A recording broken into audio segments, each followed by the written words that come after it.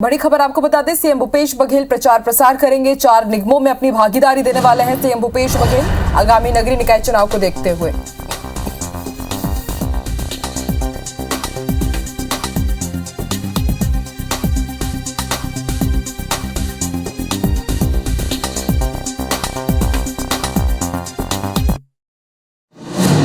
तो सीएम भूपेश बघेल 4 निगमों में प्रचार प्रसार करेंगे। 17 दिसंबर को सीएम भूपेश बघेल बीरगांव में प्रचार प्रसार करेंगे और 18 दिसंबर को भिलाई चरौदा के दौरे पर रहेंगे और इसके साथ रिसाली में भी 18 दिसंबर को वो प्रचार करने वाले हैं। चारों निकायों में सीएम भूपेश बघेल सभा को भी संबोधित करेंगे।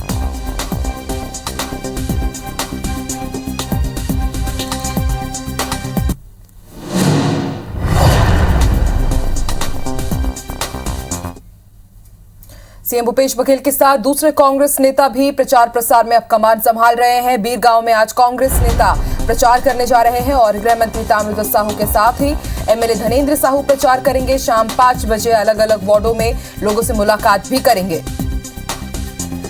तो 20 दिसंबर को मतदान होने हैं और उससे पहले जो तमाम दिग्गज कांग्रेसी नेता हैं अब वो स्थानीय इलाकों में जुटने लगे हैं प्रचार प्रसार करने के लिए। बीरगांव में आज कांग्रेस नेता प्रचार प्रसार करेंगे। गृह मंत्री ताम्रध्वज साहू, एमएलए धनेंद्र साहू प्रचार करेंगे। 5 बजे जनता से मुलाकात भी करेंगे, अलग अलग वार्डों का निरीक्षण करेंगे और 1-to-1 चर्चा भी होगी उनकी जनता से।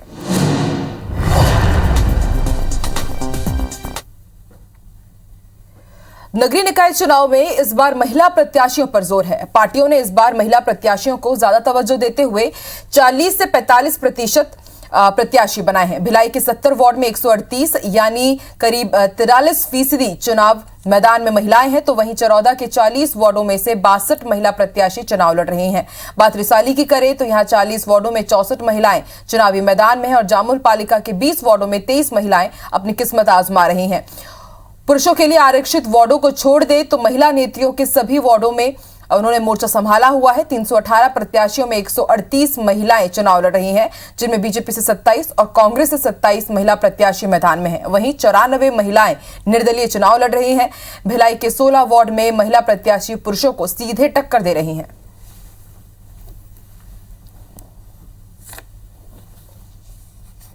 जामुन नगर पालिका क्षेत्र में महिलाओं के लिए बहुत बड़ा सोच रखकर 10 वार्ड में महिलाओं को दिया गया है। तो जामुन नगर पालिका में इस बार तो भारतीय जनता पार्टी के महिला और पुरुष पूरा 20 वार्ड में जीत हासिल करेंगे। भारतीय जनता पार्टी की रीति नीति रही है। सिर्फ हमारे नरेंद्र मोदी जी इस बात के नारे नहीं लगाते, बेटी बचाओ बेटी पढ़ाओ, बेटियों को कैसे हम आगे बढ़ाएं, हर क्षेत्र में ये भावना भी रहती है। हमारी बहनों को बहुत ज़्यादा अधिकार देने का एक प्रयास किया। विकास के मुद्दों को लेकर ही हम आगे बढ़ रहे हैं। इसमें जनता का आशीर्वाद बहुत प्यार मिल रहा है हमको और सहयोग और सपोर्ट भी मिल रहा है। आने वाले दिन में हम वाकई अपनी सरकार बना पाएंगे। मैं अपने जीत के प्रति आश्वस्त हूँ और मैं लीड में जीतना चाहती हूँ और विश्वास रखिए मैं लीड में ही जीतूंगी। और अब बात रायगढ़ की, जहां 20 दिसंबर को होने वाले सारंगढ़ नगर पालिका चुनाव में एक अनोखी पहल देखने को मिल रही है। जिला प्रशासन सारंगढ़ के सभी पोलिंग बूथों पर सिर्फ महिला अधिकारियों की ही तैनाती करेगा। चुनाव के लिए 100 महिला अधिकारियों की ड्यूटी लगाई गई है। पीठासीन अधिकारी से लेकर निर्वाचन अभिकर्ता सभी महिलाएं ही रहेंगी। यहाँ 15 वार्डों में चुनाव होने वाले हैं। कुल 20,729 मतदाता अपने मताधिकार का इस्तेमाल करेंगे, क्योंकि सारंगढ़ नगर पालिका की सीट ऐसी महिला के लिए आरक्षित है। वहीं पुरुषों के मुकाबले महिला मतदाताओं की संख्या भी अधिक है। सारंगढ़ के सभी 24 पोलिंग बूथों में महिला अधिकारियों को तैनात करने का फैसला लिया गया है।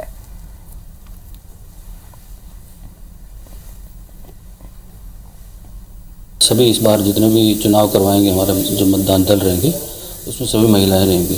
तो एक तरह से नया एक्सपेरिमेंट वो करना चाहते हैं और महिलाएं भी पुरुषों की तरह इतना ही काम कर सकती हैं। ये भी दिखा देगा कि महिलाएं भी सब पुरुषों के बराबर हैं।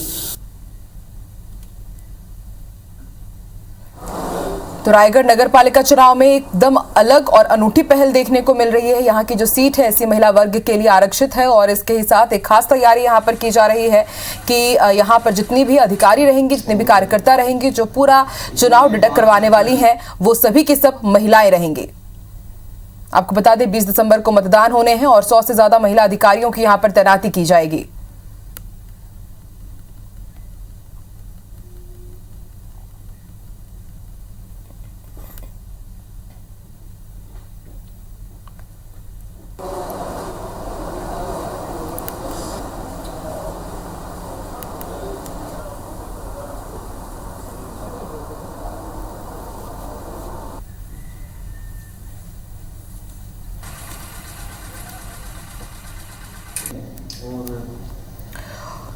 तो आगामी नगरीय निकाय चुनाव के लिए 4 दिन से भी कम का वक्त बचा है। ऐसे में जो तमाम पार्टियां हैं पूरी ताकत झोंक रही है प्रचार प्रसार करने के लिए और रणनीति बनाने में। हमारे साथ 3 सहयोगी इस वक्त जुड़ चुके हैं। रायपुर से सौरभ परिहार, दुर्ग से आकाश राव और भिलाई से हमारे साथ मनेंद्र पटेल जुड़ चुके हैं। सौरभ, सबसे पहले आपकी तरफ रुख करते हैं क्योंकि सारे फैसले रायपुर से ही लिए जाते हैं। बैठकों का दौर हमने देखा कि नगरीय निकाय चुनाव में कांग्रेस हो या फिर बीजेपी हो पूरी ताकत के साथ, पूरे दलबल के साथ आगे बढ़ रही है और अब सबसे ज्यादा जो फोकस होगा वो होगा प्रचार प्रसार पर। क्या रणनीति है बीजेपी की और क्या रणनीति है कांग्रेस की?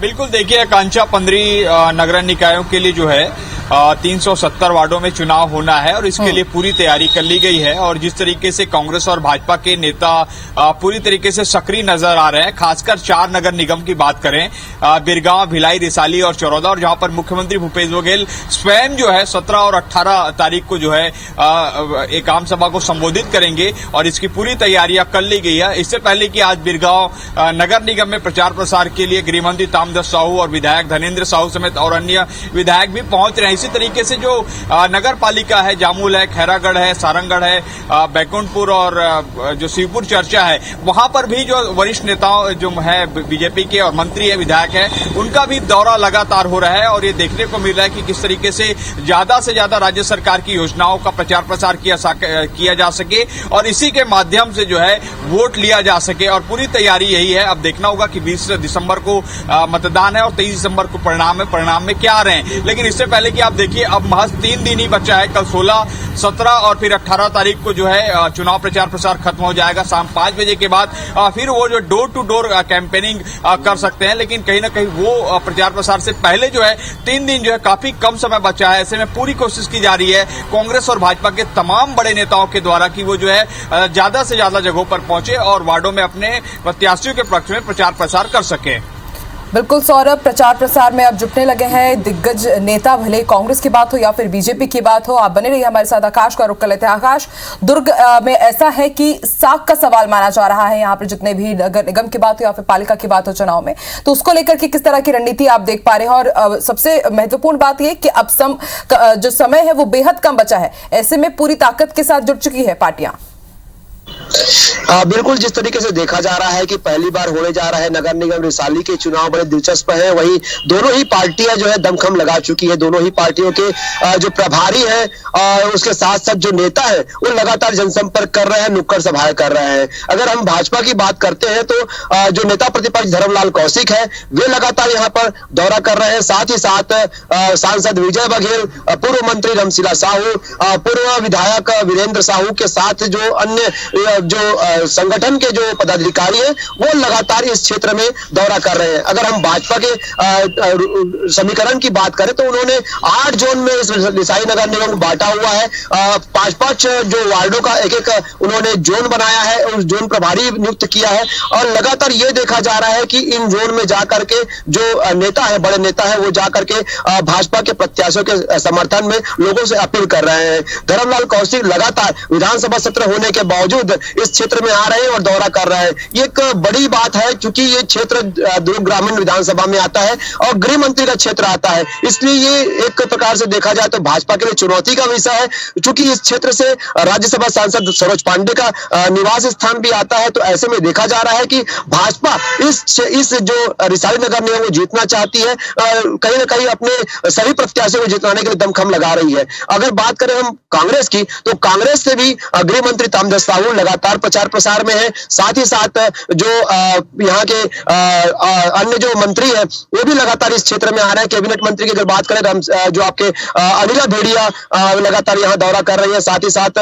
जो हाउसिंग बोर्ड के चेयरमैन है कुलदीप जुनेजा, उन्होंने भी कल दौरा किया है। एक बात ये जरूर सामने आ रही है कि जो नेता आ रहे हैं उनको उनके जो जातिगत समीकरण के हिसाब से क्षेत्र दिया गया है। अगर बात करें हम तो कल चंद्रपुर के विधायक जो यहाँ पर पहुंचे थे, राम कुमार यादव, तो उनको जो क्षेत्र दिया गया था, जहां से यादव बाहुल्य जो क्षेत्र है वहां उनको दिया गया था, यादव जो प्रत्याशी है उनको दिया गया था। वैसे अगर देखा जाए तो अनिला भेड़िया जो है वो महिलाओं के बीच जाकर के, चूंकि अगर देखा जाए तो आकाश कांटे की टक्कर यहाँ पर देखने को मिल रही है और यहाँ पे समीकरण जो बागी हैं, जो निर्दलीय प्रत्याशी हैं, वो भी थोड़े बहुत बिगाड़ सकते हैं। बने रहिए हमारे साथ। रुक कर लेते हैं मनेंद्र का। मनेंद्र, भिलाई की अगर बात की जाए तो यहाँ पर साफ तौर पर देखा कि इस बार यहाँ पर मतदाता बेहद जागरूक है। जो काम नहीं किए गए हैं उसके विरोध में भी यहाँ पर जो प्रत्याशी के पक्ष में माहौल बनाने के लिए नेता पहुंच रहे थे, उनको भी विरोध का सामना करना पड़ा। किस तरह का माहौल आप देख पा रहे हैं, क्योंकि सिर्फ 4 दिन अब बचे हुए हैं?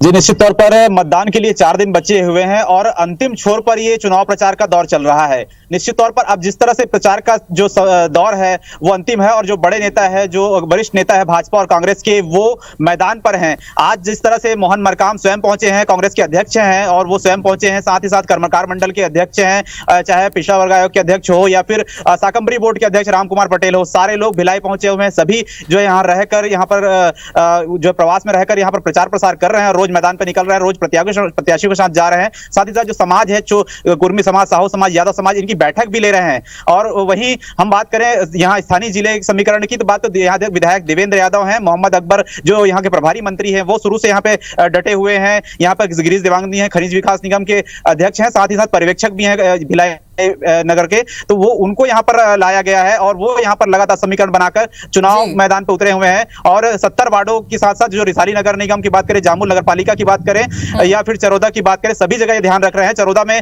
जिस तरह से बृजमोहन अग्रवाल जी है भारतीय जनता पार्टी से, वो कमान संभाले हुए, अशोक बजाज है, भूपेंद्र सवन्नी है, यहाँ पर प्रेम प्रकाश पांडे है, विजय बघेल है, सारे नेता यहाँ पर कमान संभाले हुए हैं। संतोष पांडे जी लगातार यहाँ पर आ रहे हैं। वहीं बात की जाए अगर जामुल नगर पालिका, तो जामुल नगर पालिका में लाभचंद बापना जी जहां पर कमान संभाल रहे हैं, वहीं कांग्रेस से गुरु रुद्र कुमार जो है कमान संभाले हुए हैं। लगातार वो वहां पर सभाएं, नुक्कड़ सभाएं ले रहे हैं और इस तरह से प्रचार प्रसार कार्य कर रहे हैं। कहीं ना कहीं कांटे की टक्कर है। मनेंद्र, पूरी जानकारी के लिए। आकाश, आपका भी धन्यवाद पूरी जानकारी देने के लिए।